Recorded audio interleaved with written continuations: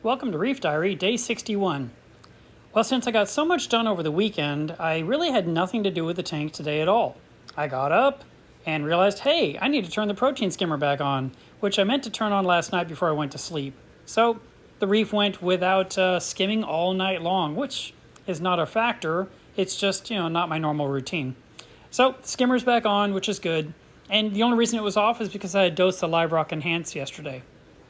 I did spend some time with my nose up against the glass. Literally, I was looking at corals up close, and next thing I know, my nose print was right there in the middle of my clean glass. But I bet that's never happened to you. One thing that caught my eye today was in Fusion. I was looking at the different amperages that my tank uses, and the EB4 was pulling quite a bit, about 7 amps, and I thought, well, that's kind of weird.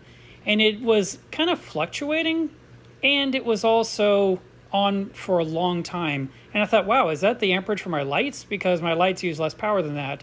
And it's when I realized, hey, those are the heaters. So I definitely need to investigate them properly and make sure they're functioning like they should. Now, the other part of it is I keep my house nice and cool, and so I'm probably making the heaters run longer just because I like to be comfy. I'm very much enjoying looking at all the different corals in my tank and seeing all their vivid colors coming back.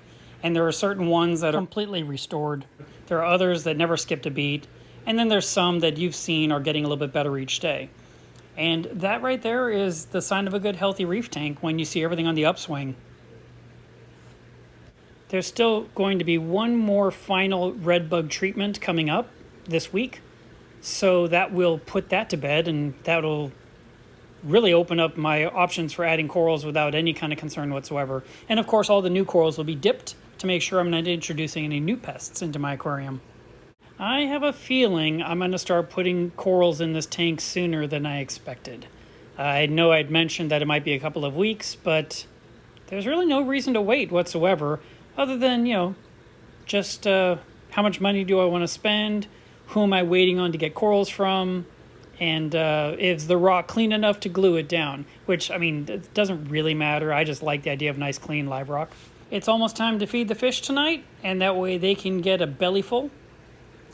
And one last look at the nice, clean skimmer from what I did recently, as well as the nice, healthy refugium that has no coralline spots in the way. Please like, comment, subscribe, and I'll see you guys tomorrow.